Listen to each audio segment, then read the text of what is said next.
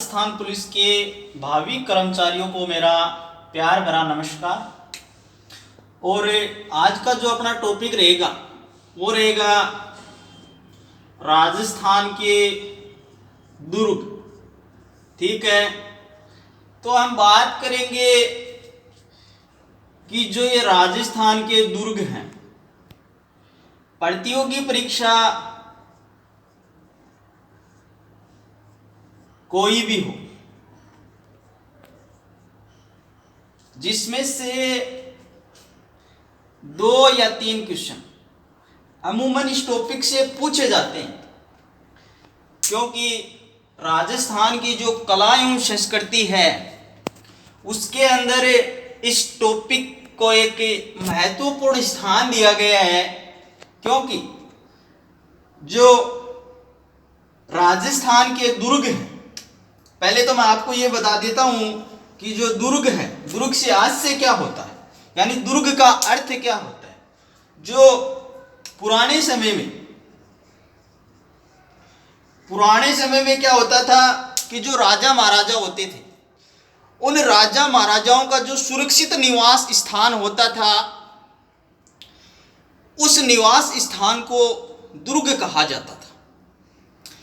राजस्थान के इतिहास की अगर हम बात करें तो दुर्ग इसलिए भी रोचकता ला देते हैं क्योंकि राजस्थान के जो दुर्ग हैं इन पर सबसे ज़्यादा विदेशी आक्रमण हुए हैं।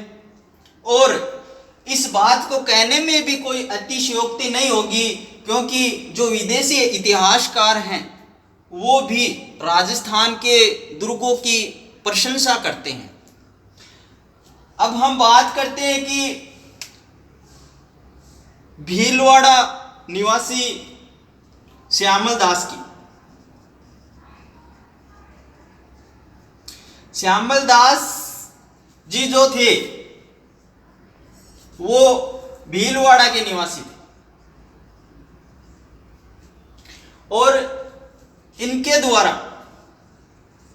जो रचित ग्रंथ था वो था वीर विनोद।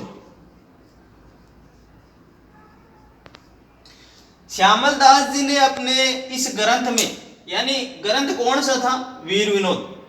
अब मैं एक बात और बता देता हूं कि ये जो ग्रंथ है, ये ग्रंथ एग्जाम की दृष्टि से इंपॉर्टेंट हो सकता है, क्योंकि एक बार ये क्वेश्चन राजस्थान पुलिस में आ चुका है, आगे भी आ जाएगा, या फिर राजस्थान की कोई भी भर्ती हो जिसमें ये क्वेश्चन पूछा जा सकता है। तो दुर्ग के बारे में हम चर्चा कर रहे थे। श्यामल दास जी बताते हैं कि राजस्थान के जो 84 दुर्ग हैं, 84 दुर्ग में से मेवाड़ में जो 32 दुर्ग हैं, उन 32 दुर्गों का निर्माण महाराणा कुंभा के द्वारा करवाया गया था। अब महाराणा कुंभा ने जो 84 दुर्ग थे उनमें से 32 दुर्गों का निर्माण करवाया, इसलिए जो महाराणा कुंभा है, महाराणा कुंभा को राजस्थान स्थापत्य कला का, यानी जो राजस्थान स्थापत्य कला है उसका जनक माना गया है। राजस्थान स्थापत्य कला का जनक किसे माना गया है, महाराणा कुंभा को माना गया।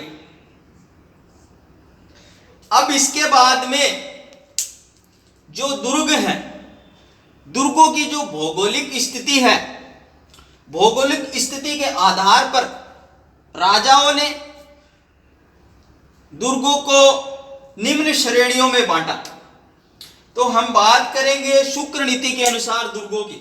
जो शुक्र नीति है, शुक्र नीति के अनुसार दुर्ग जो हैं 9 प्रकार से विभाजित हैं, यानी दुर्गों को 9 श्रेणियों में रखा गया है। इन 9 श्रेणियों में से एक श्रेणी ऐसी है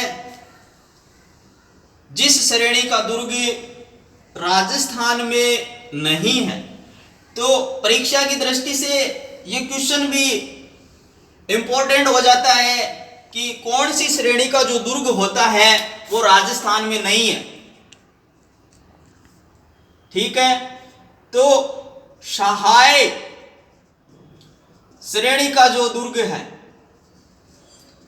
वो सहाय श्रेणी का जो दुर्ग है वो राजस्थान में नहीं है।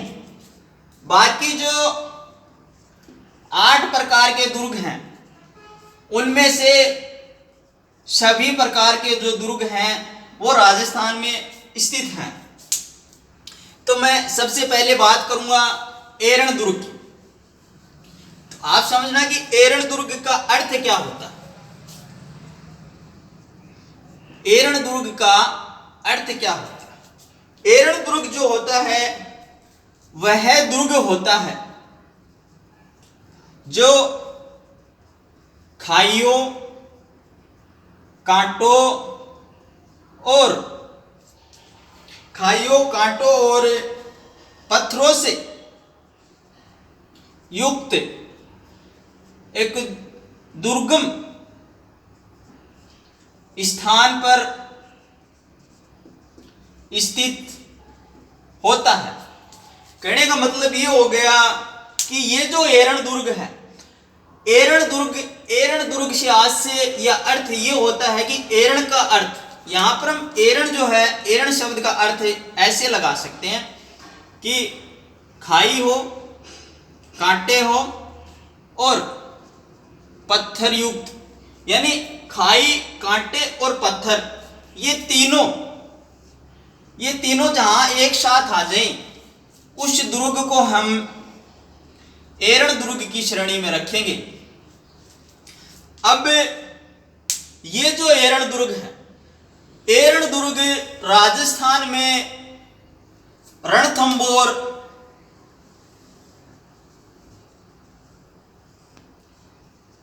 सवाईमाधोपुर में स्थित है। कहने का मतलब ये हो गया कि ये जो एरण दुर्ग है, प्रतियोगी परीक्षा में यहां से सीधा सीधा क्वेश्चन ये पूछ सकता है कि निम्न में से एरण दुर्ग का उदाहरण कौन सा है।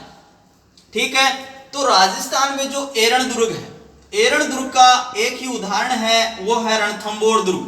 और रणथंबोर दुर्ग जो है वो राजस्थान के सवाईमाधोपुर जिले में स्थित है।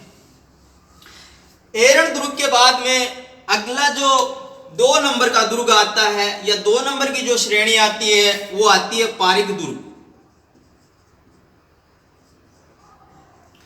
अब पारिक जो दुर्ग है, पारिक दुर्ग से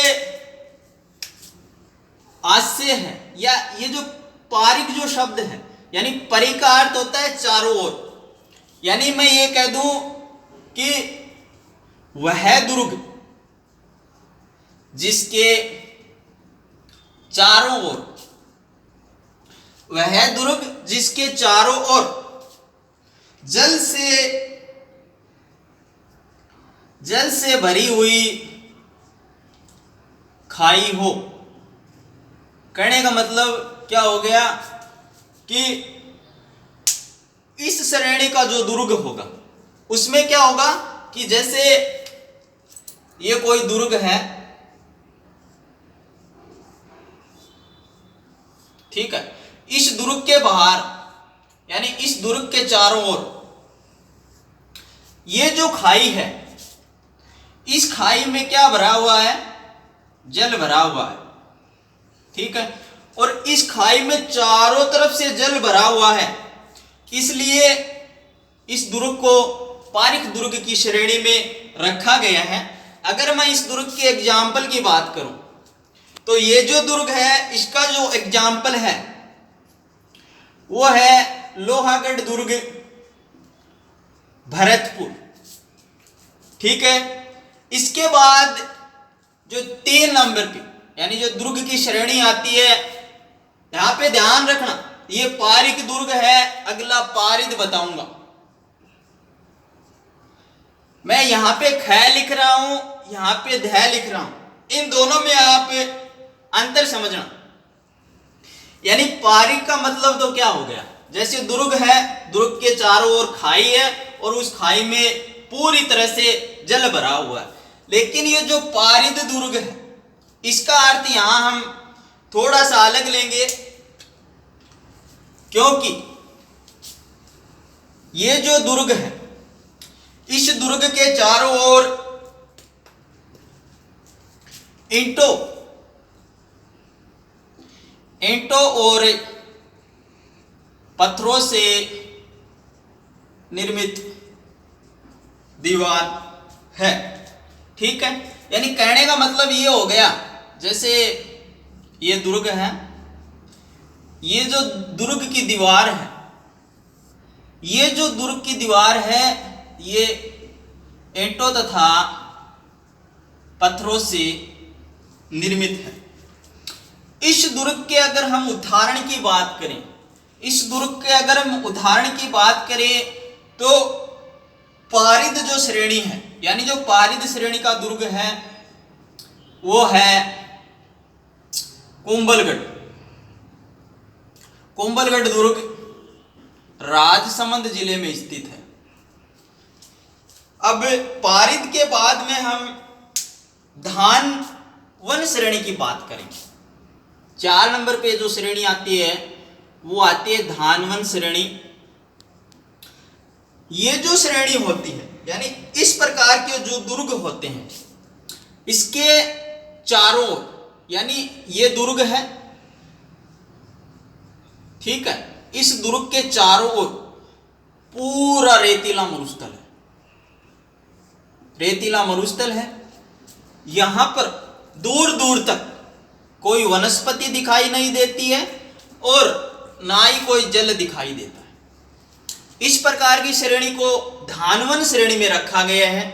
अगर मैं बात करूं इसके उदाहरणों की, तो एक तो है जैसलमेर, एक बीकानेर वाला जिसको हम जूनागढ़ बोलते हैं, और अगला जो दुर्ग है वो नागौर है, और एक जो दुर्ग है वो चूरू है। यानी ये जो धानवन श्रेणी है, धानवन श्रेणी का जो दुर्ग होता है उसके चारों ओर क्या होता है कि मरुस्थल होता है। यानी मरुस्थल से आज से ये हो गया कि इस दुर्ग के चारों ओर रेतीला मरुस्थल है। ठीक है, इस दुर्ग के चारों ओर दूर दूर तक हमें ना तो कोई वनस्पति दिखाई देती है और ना ही कोई जल दिखाई देता है। इसके बाद में हम बात करेंगे जल दुर्ग की। जल जो दुर्ग है, जल दुर्ग से आज से ये है कि जैसे ये दुर्ग है, इस दुर्ग के चारों ओर लगभग यानी अधिकांश जो भाग है, अधिकांश भाग जो है वो जल से घिरा हुआ है। किससे घिरा हुआ भी? जल से घिरा हुआ है। ठीक है, तो जल जो श्रेणी का दुर्ग है, यहां से एग्जाम में क्वेश्चन पूछा जा सकता है कि निम्न में से कौन सा दुर्ग है जो जल दुर्ग की श्रेणी में नहीं आता है। तो यहां पर एक छोटी सी मैं ट्रिक बता देता हूं आपको कि गई भैंस पानी में। ठीक है, यहां पे मैं ट्रिक बता रहा हूं, गै से आज से है गागरोण दुर्ग। गागरोण जो दुर्ग है वो राजस्थान के झालावाड़ जिले में। कहां भाई? झालावाड़ जिले। ठीक है, गागरोण के बाद 2 नंबर का जो दुर्ग आता है वो आता है भैंसरोडगढ़ दुर्ग। भैंसरोडगढ़ दुर्ग जो है राजस्थान के चित्तौड़गढ़ जिले में है। कौन से जिले में भाई? चित्तौड़गढ़ जिले में। गै से गागरोण बन गया, भैंस से भैंसरोडगढ़ बन गया। अब सह से हम बात करेंगे तो सह से शेरगढ़ दुर्ग। शेरगढ़ दुर्ग 12 जिले में स्थित है। ठीक है, इसके बाद में गई भैंस पानी में। मैं से आज से है मनोर थाना, और ये जो मनोर थाना दुर्ग है वो भी राजस्थान के झालावाड़ जिले में स्थित है। इस प्रकार से जो जल श्रेणी का जो दुर्ग है, यानी जो जल दुर्ग है, उसके ये 4 उदाहरण हैं। और इससे हो सकता है प्रतियोगी परीक्षा में कभी भी क्वेश्चन हो सकता है कि निम्न में से कौन सा जो दुर्ग है वो जल दुर्ग की श्रेणी में नहीं है। तो ये जो 4 दुर्ग है, एक भैंसरोडगढ़ दुर्ग है, एक गागरोन दुर्ग है, एक शेरगढ़ दुर्ग है और एक मनोर थाना। भैंसरोडगढ़ जो है ये राजस्थान के चित्तौड़गढ़ में स्थित है। गागरोन जो दुर्ग है ये राजस्थान के झालावाड़ जिले में स्थित है। शेरगढ़ जो दुर्ग है शेरगढ़ बारां में स्थित है। और ये जो मनोर थाना भी कहाँ भी, ये भी राजस्थान के झालावाड़ में स्थित है। अब मैं अगली जो दुर्ग की श्रेणी आती है उसकी बात करूंगा और वो है गिरि दुर्ग। गिरि दुर्ग से आज से क्या है, यानी गिरि दुर्ग जो है उसका अर्थ क्या है वो समझेंगे हम। यानी जो गिरि दुर्ग है वह दुर्ग जो ऊंचाई पर स्थित हो। यानी कौन सा दुर्ग भाई, वह दुर्ग जो ऊंचाई मतलब है पहाड़ों पर। ठीक है, थे ना सोच लियो को टिब्बा पर को नहीं हो सका। ठीक है ना, कि जो हो गए हो पहाड़ा पर होगो। तो राजस्थान का जो गिरि दुर्ग है वो कहाँ स्थित है, यानी गिरि दुर्ग से आज से समझना है पहले हमको। तो गिरि का अर्थ क्या हो गया, ऊंचाई पर। और ऊंचाई शब्द आते ही अपने दिमाग में आना चाहिए कि ऊंचाई मतलब पहाड़ों पर। ठीक है, तो गिरि का अर्थ क्या हो गया, यानी ऊंची पहाड़ी होगी। अब इस दुर्ग के यानी जो उदाहरण है उसमें एक तो आता है कुंभलगढ़। कौन सा आता है भैया, कुंभलगढ़। एक तो आता है कुंभलगढ़ किस जिले में है, राजसमंद में। एक आता है चित्तौड़गढ़ और एक जो दुर्ग आता है वो दुर्ग आता है मेहरानगढ़ कहाँ स्थित है भैया, कहाँ स्थित है बोलो, मेहरानगढ़ जोधपुर में है। इस प्रकार से ये जो दुर्ग हैं ये दुर्ग गिरि श्रेणी की दुर्ग में आते हैं। एक इसके बाद में जो 7 नंबर पर दुर्गों की श्रेणी में रखा गया है वो है वन दुर्ग। ठीक है, अब वन दुर्ग से तो आप सभी रूबरू होंगे मेरे हिसाब से, तो क्योंकि वन का तो आप सभी को पता है, क्योंकि आप भी प्रतियोगी परीक्षा की तैयारी कर रहे हो। अगर आपको यही नहीं पता कि वन क्या होता है तो मेरे हिसाब से प्रतियोगी परीक्षा की तैयारी करना आपके लिए ठीक नहीं होगा। ये जो वन श्रेणी का दुर्ग है, यानी कहने का मतलब ये हो गया कि जहां चारों ओर वन हो। ठीक है, अब इस जो श्रेणी का जो उदाहरण है वो राजस्थान में रणथंभौर को माना गया और रणथंभौर है सवाई माधोपुर जिले में। अब यहां पे एक बात और देखना, मैंने बताया था आपको कि एरण दुर्ग जो था उसका उदाहरण भी रणथंभौर था और जो वन श्रेणी यानी जो वन श्रेणी का दुर्ग है उसका उदाहरण भी रणथंभौर ही है। ठीक है, इसके बाद में हम बात करेंगे सैन्य दुर्ग की। सैन्य दुर्ग का अर्थ हो गया कि वह दुर्ग जिसमें सैनिक चक्रव्यूह हो, यानी जो सैनिक होते हैं वो दुर्ग की रक्षा करते हैं। इसके बाद में जो अंतिम जो दुर्ग की श्रेणी है उसको माना गया है सहाय श्रेणी का दुर्ग। ये जो सहाय श्रेणी का दुर्ग है वह दुर्ग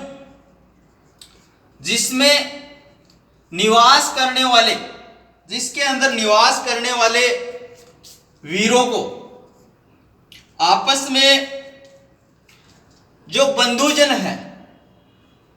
की भावना रखनी, यानी कि आपस में प्रेम से रहना। इस प्रकार से जो दुर्ग थे, दुर्ग की 9 श्रेणियां थी। ठीक है, अब एक बात हो कि प्रतियोगी परीक्षा के अंदर यहां से क्वेश्चन हो सकता है कि राजस्थान में सर्वश्रेष्ठ दुर्ग की श्रेणी में किस श्रेणी को रखा गया? तो मैं बता देता हूं कि जो सर्वश्रेष्ठ दुर्ग की श्रेणी में रखा गया है, सर्वश्रेष्ठ दुर्ग की श्रेणी में सबसे पहले किस दुर्ग को रखा गया है? तो वह दुर्ग है सैन्य दुर्ग।